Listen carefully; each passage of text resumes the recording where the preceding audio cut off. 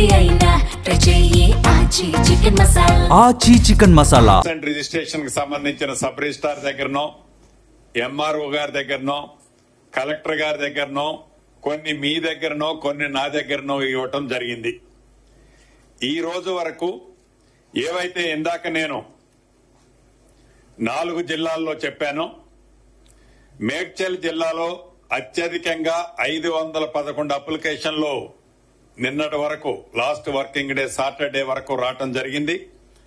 రంగారెడ్డి జిల్లాలో 146 అప్లికేషన్లు, హైదరాబాద్ లో 49, సంగారెడ్డిలో 38, ఆల్ టుగెదర్ కలిసి 757 మంది ప్రైవేటు భూమి 22A పెట్టారు అని వారు అప్లికేషన్లు ఇవ్వటం జరిగింది.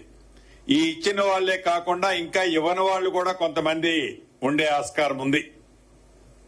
ఎందుకంటున్నానంటే, ఏదైతే గడిచిన 2 వారాలు ప్రతి వారము రెగ్యులర్ గా మీ ద్వారా కొంతమంది ప్రత్యక్షంగా నాకు ఫోన్ చేసిన వాళ్ళు, గౌరవ లోకేష్ గారు గాని, రాజీవ్ గాంధీ గారు కానీ, గౌరవ కలెక్టర్లు చెప్తున్న దాన్ని బట్టి నా దృష్టికి వచ్చిన దాన్ని దృష్టిలో ఉంచుకొని ఈ రోజు జరిపిన మీటింగ్ కాకుండా గతంలో 2 టైమ్స్ గౌరవ జిల్లా కలెక్టర్లు, రాష్ట్రంలో ఉండే ఈ శాఖలకు సంబంధించిన ఉన్నతాధికారులు, అదే రకంగా డిఆర్లు డిస్టిక్ రిజిస్ట్రార్లను కూడా సమావేశాలు ఏర్పాటు చేసి దీని మీద విధి విధానాలు కొన్ని ఆ రోజు గ్రౌండ్ రియాలిటీ ఏంది, రియల్ గా అసలు 22A ఎందుకు వచ్చాయి, ఎలా వచ్చాయి, దీనికి కారణం ఏంటి అని లాస్ట్ 2 మీటింగ్స్ లో వారికి కొంత హోంవర్క్ ఇచ్చి ఈ రోజు ఉదయం 9 గంటల నుంచి మధ్యాహ్నం 1:15 వరకు సుదీర్ఘంగా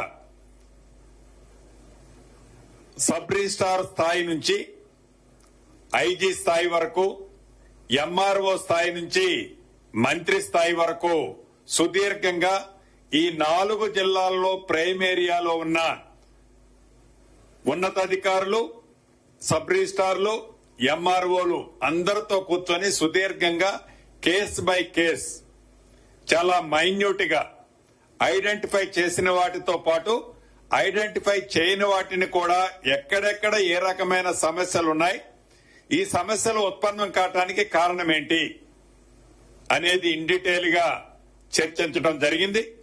దీంట్లో అత్యధికంగా 511 అప్లికేషన్లు ఏవైతే మేడ్చల్ వచ్చాయో, ఉదాహరణకు 1-2 మీకు ఎగ్జాంపుల్స్ ఇస్తున్నాను. ఫైనల్ గా ఏమి ఆదేశాలు ఇచ్చానో కూడా మీ ద్వారా ఈ క్యూర్ ప్రాంతంలో ఉన్న ప్రజలకే కాకుండా రాష్ట్రంలో మిగిలిన కొన్ని ప్రాంతాల్లో రేర్ కేసెస్ చాలా తక్కువ ఉన్నాయి, అత్యధికంగా ఇక్కడే ఉన్నాయి. వీరికి కూడా కొన్ని సందేశాన్ని ఇవ్వాల్సిన బాధ్యత ఆ శాఖ మంత్రిగా నా మీద ఉంది. దాన్ని దృష్టిలో పెట్టుకుని ప్రత్యక్షంగా ఏదో ప్రెస్ నోట్ రిలీజ్ చేయడం కాకుండా మీ ద్వారానే మీతో మాట్లాడి చర్చించి డెఫినెట్ గా ఇంకా అదనంగా ఏమైనా న్యాయబద్దంగా వారి ఆస్తికి ఈ ప్రభుత్వం ఎక్కడ ఆటంకం కలిగించాలన్నది లేదు. అది ట్యాగ్ లైన్. ఏ ప్రైవేటు ఆస్తులకి ఈ ప్రభుత్వం ఒక్క గజమ ఆస్తికి కూడా ఆటంకము కలిగించొద్దన్నదే ఈ ప్రభుత్వం యొక్క ఆలోచన. ఇదే మాట 2 రోజుల క్రితం గౌరవ ముఖ్యమంత్రి గారు కూడా కుక్కటపల్లి హౌసింగ్ బోర్డుకు సంబంధించి ఇందిరమ్మ టవర్స్ శంకుస్థాపనలో కూడా గౌరవ ముఖ్యమంత్రి గారు కూడా చెప్పడం జరిగింది. మళ్ళీ అదే నేను రిపీట్ చేస్తున్నాను మీ ద్వారా. అయితే ఈ 511 మేడ్చల్ సంబంధించిన దాంట్లో సుమారు 325 అప్లికేషన్లు యుఎల్సీకి సంబంధించినవి. ఈ యుఎల్సీ గతంలో అది 2001, 2002 నుంచి లగాయితూ ఇప్పటి వరకు ఏవైతే యుఎల్సీలు క్లియర్ చేసినాయి న్యాయబద్దమైనవి ఉన్నాయి. దీంట్లో ఈ 320 అప్లికేషన్లు ఏవైతే యుఎల్సీకి సంబంధించినవి వచ్చినాయో మెజారిటీ అప్లికేషన్లో రీజనబుల్ జెన్యూనే. కానీ ఇవి గతంలో యుఎల్సీ ల్యాండ్ అంటే గవర్నమెంట్ ల్యాండ్ అని ఉన్న కారణంగా ఏదైతే ఆన్లైన్ లో గతంలో ఇవన్నీ కూడా ప్రొవిటల్ లిస్ట్ లోనే ఉన్నాయి. కానీ ప్రతిదానికి ఒక ప్రొసీడింగ్, ఒక జీవోలు ఉన్నాయి. ఈ ప్రొసీడింగ్స్, జీవోస్ ఉన్న కారణంగా ఆనాడు సబ్ రిజిస్ట్రార్లు వాళ్ళన్నిటినీ కూడా ప్రైవేట్ ఆస్తులనే ట్రీట్ చేసి ట్రాన్సాక్షన్స్ జరిపారు. కానీ 2025 కదండి హైకోర్టు ఇచ్చింది. 2025 సెప్టెంబర్ లో ఆనరబుల్ హైకోర్టు సుమారు ఆనరబుల్ హైకోర్టులో 6,000 పైచిలకు ఈ ప్రొవిడెంట్ లిస్టుకు సంబంధించిన కేసులు ఆనరబుల్ హైకోర్టులో ఉన్నాయి. అనేక పర్యాయాలు ఆనాడున్న చీఫ్ సెక్రటరీ గారిని, అదే రకంగా రెవెన్యూ సెక్రటరీ గారిని అనేక పర్యాయాలు ప్రత్యక్షంగా ఈరు కూడా అటెండ్ అయ్యారు ఆనరబుల్ హైకోర్టులో. ఫైనల్ గా లాస్ట్ గా మీరు ఏవైతే ప్రొవిడెంట్ లిస్ట్ లో ఉందని చెప్తున్నారో ఆ లిస్టు మొత్తము రీసెంట్ గా మీరు కోర్టుకి కాపీ సబ్మిట్ చేస్తూ మీ రిజిస్ట్రేషన్ అథారిటీకి ఆ లెటర్ లో కమ్యూనికేట్ చేస్తే ఈ కేసులన్నిటినీ మేము ఇక్కడ డిస్మిస్ కొట్టేస్తామని ఆనరబుల్ హైకోర్టు చెప్పడం జరిగింది. దాన్ని దృష్టిలో పెట్టుకొని 2025 ఎండ్ లో ఆల్ కలెక్టర్స్ ఇవి ప్రొహిబిటెడ్ లిస్ట్ లో ఉన్నాయని పాత కాపీని కంటిన్యూ చేసి ఇవ్వటం జరిగింది. అక్కడ డెఫినెట్ గా మా అధికారులది పొరపాటు ఉంది.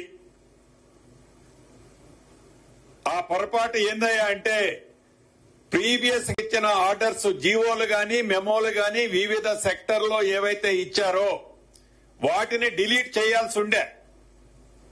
డిలీట్ చేయకుండా ప్రీవియస్ గా అన్ని ఏవైతే జెన్యూన్ గా యుఎల్సీలో జీవోలు మెమోల ద్వారా శాంక్షన్ లో అప్రూవల్ ఇచ్చారో వాటిని ట్రాన్సాక్షన్ గా ఆన్లైన్ లో అప్లోడ్ చేయని కారణంగా సేమ్ దాన్ని ఫేస్ చేసి ఇల్లు రీసెంట్ గా డిసెంబర్ 2025 నాడు సబ్ రిజిస్ట్రార్లకి కాపీలు సబ్మిట్ చేసిన కారణంగా న్యాయంగా ఎవరైతే ఈ ప్రజలున్నారో యుఎల్సీలో క్లియర్ అయిన వాళ్ళని ప్రొవిడెంట్ లిస్ట్ లో పడటం అనేది మిస్టేకే.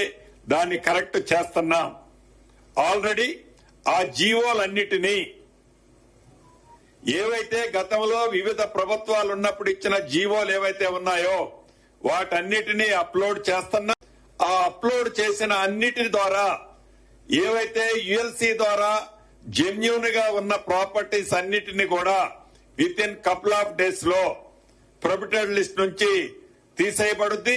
వాటికి సంబంధించిన వాళ్ళు ఎవరైతే ట్రాన్సాక్షన్స్ జరుపుకోవటం కోసం స్లాట్ బుక్ చేసుకున్నారో లేదా బుక్ చేసుకోవాలని అనుకుంటున్నారో స్లాట్లు గనక ఫుల్ ప్లెడ్జ్ లో నిండి ఉంటే అదనంగా వాటికి కూడా స్లాట్లు ఇవ్వాలని, అదనంగా టైం పట్టినా టైం తీసుకొని అటువంటి వారికి టాప్ ప్రయారిటీ ఇచ్చి అవి రిజిస్ట్రేషన్ చేయాలని ఈ రోజు అధికారులను ఆదేశించడం జరిగింది. ఒక యుఎల్సీలోనే కాదు, ఏదైతే జిహెచ్ఎంసీ ద్వారానో హెచ్ఎండి ద్వారానో వివిధ ప్రభుత్వ శాఖల ద్వారా ఓపెన్ ఆక్షన్ ద్వారా సేల్ చేసిన ప్రాపర్టీస్ ఏవైతే ఉన్నాయో సేల్ ట్రాన్సాక్షన్ అంతా ఆనాడు జరిగింది యాజ్ పర్ జీవోలు మెమోలు ప్రకారం. జరిగిన తర్వాత ఆ జరిగిన సేల్ ట్రాన్సాక్షన్స్ ని ఆన్లైన్ లో ఇంపోర్ట్ చేసుకోలేదు. హార్డ్ కాపీ ద్వారా రిజిస్ట్రేషన్లు జరుపుకుంటా వస్తున్నాయి. ఆన్లైన్ వచ్చేసరికి వాటిని డిలీట్ చేయని కారణంగా ప్రొహిబిటెడ్ లిస్ట్ లో ఆ పేర్లు డిలీట్ చేయని కారణంగా అవి కూడా మళ్లీ ప్రొహిబిటెడ్ లిస్ట్ లోకి వచ్చిన మాట వాస్తవం. వాటిని కూడా ఆ జీవోలన్నీ ఆల్రెడీ అప్లోడ్ చేశాం నిన్న 14th నాటికి. ఇంకా ఎక్కడైనా 1 అటువంటిది మిస్ ఉన్నా కూడా ఎవరు కూడా ఆందోళన చెందాల్సిన అవసరం లేదు. ఎవరో ఏ మెట్లెక్కి తిరగాల్సిన అవసరం లేదు. జస్ట్ మీరు ఒక అప్లికేషన్ సబ్ రిజిస్ట్రార్ దగ్గర కానీ, డిస్టిక్ రిజిస్ట్రార్ దగ్గర కానీ, ఎంఆర్ఓ దగ్గర కానీ, ఆర్డీఓ దగ్గర కానీ, కలెక్టర్ దగ్గర కానీ సింగిల్ ప్లేస్ లో మీరు ఒక అప్లికేషన్ ఇస్తే చాలు. అప్లికేషన్ లో మీ కాంటాక్ట్ నెంబర్ మెన్షన్ చేయండి. విత్ ఇన్ 3 to 5 days లోపు న్యాయబద్దమైన మీ ఆస్తులకి ఈ ప్రభుత్వం పూర్తి బాధ్యత భరోసా తీసుకుంటది. ఆ శాఖ మంత్రిగా నాదే. అంతేకాదు గతంలో గ్రామీణ ప్రాంతంలో వ్యవసాయ భూముల్లో రిజిస్ట్రేషన్లు జరిగేటప్పుడు ప్రభుత్వం ప్రైవేటు భూముల్ని ఎక్విజిషన్ చేసినప్పుడు కొన్ని ప్రాంతాల్లో పార్ట్లీ ఎక్విజిషన్ జరిగినప్పుడు ఆ పార్ట్లీ ఎక్విజిషన్ జరిగే దాంట్లో అది ప్రభుత్వ స్థలంగా ఐడెంటిఫై చేసి ఆ నెంబర్లో కొన్ని ఇక్కడ హైదరాబాద్ ఈ కోర్ ప్రాంతంలో కూడా ప్రొబిటరీ లిస్ట్ లో పెట్టడం జరిగింది. వాటిని కూడా ఐడెంటిఫై చేశాం. వాటిని కూడా with in couple of days లోనే ఆల్రెడీ కొన్ని ఇప్పటికే తీసేశారు ప్రొబిటరీ లిస్ట్ నుంచి. ఇంకా ఎక్కడైనా ఒకటి అరా మిస్ అయి ఉన్నా కూడా ఎవరూ ఆందోళన చెందాల్సిన అవసరం లేదు. ఎవరైనా ప్రొవోక్ చేస్తే అది వారి విజ్ఞతకే వదిలేస్తున్నాము. ఎవరూ ఆందోళన చెందాల్సిన అవసరం లేదు. న్యాయబద్ధంగా ఎవరైతే ప్రైవేటు ఆస్తులున్నాయో వాటన్నిటినీ తప్పకుండా విత్ ఇన్ షార్ట్ స్పెల్ లోనే వాటిని ఆ ప్రొబిటరీ లిస్ట్ నుంచి తీసేయటమే కాకుండా వాళ్ళ ట్రాన్సాక్షన్స్ ఏవైతే ఉన్నాయో అవన్నీ యాజ్ పర్ ప్రైవేట్ సెక్టార్ లో చేసినట్టు ప్రీ హోల్డ్ నుంచి సేకరించి వాటన్నిటినీ చేయటం జరుగుద్ది. అదే రకంగా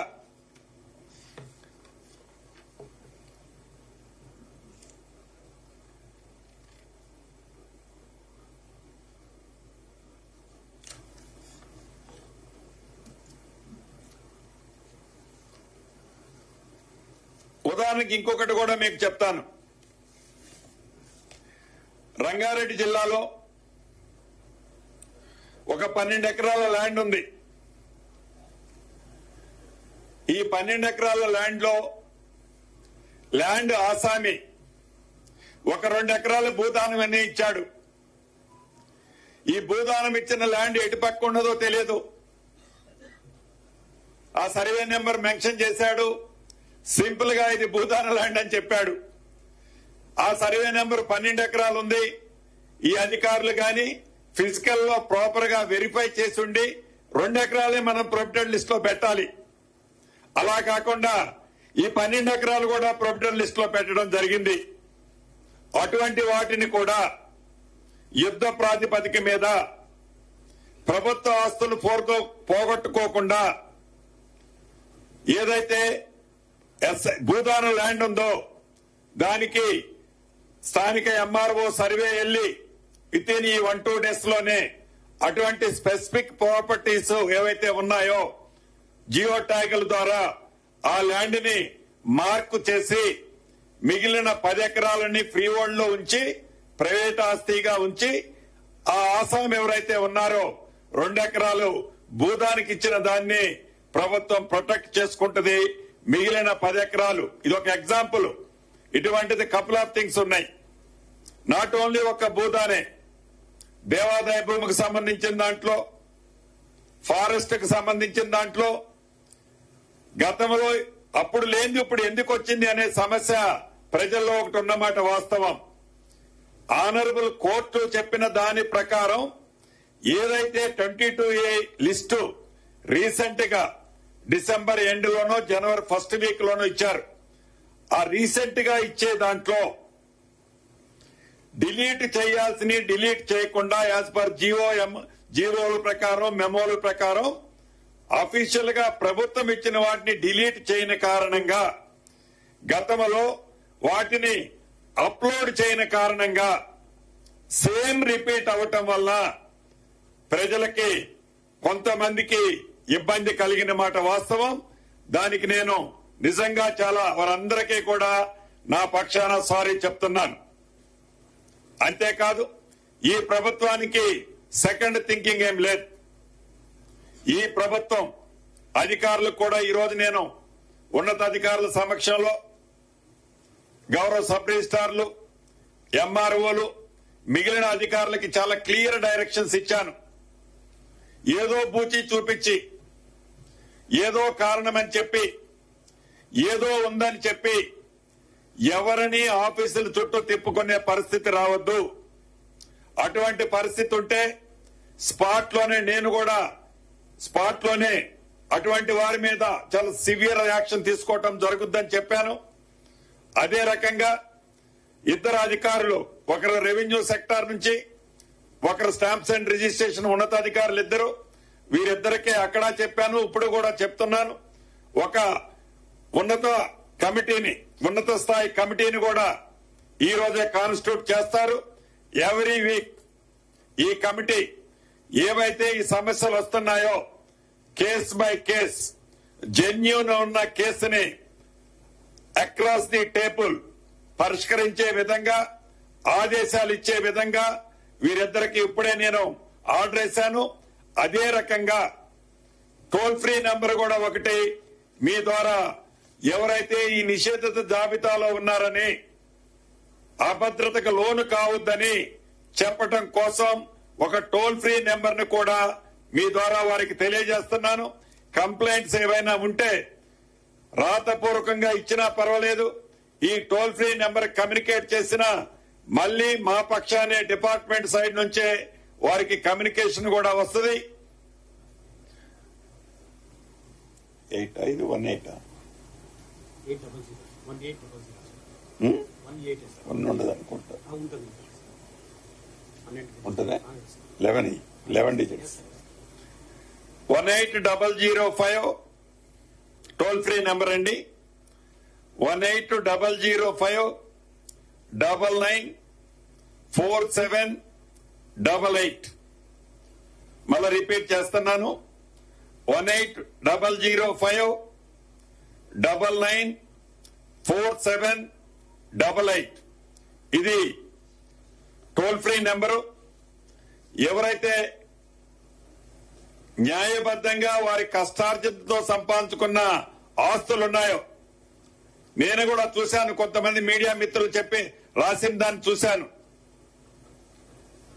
ఒక చిరు ఉద్యోగి 100 గజాలో 110 గజాలో దాని రిజిస్ట్రేషన్ కి నేను ఏదో ట్రాన్సాక్షన్ కోసం అమ్ముకోవటానికి పోతే నా ప్రాపర్టీ నిషేధిత జాబితాలో ఉందని. పాపం తననే దాంట్లో న్యాయం ఉంది. ఎందుకంటే తను 6 కాలం కష్టపడి సంపాదించుకున్న ఆ ప్రాపర్టీలో తను పూర్తి సర్వాక్కులో ఉన్నా అనుకున్న టైంలో ప్రభుత్వం దాన్ని నిషేధప్పుడు డెఫినెట్ గా తను ప్యానిక్ పోయే దాంట్లో అర్థం ఉంది.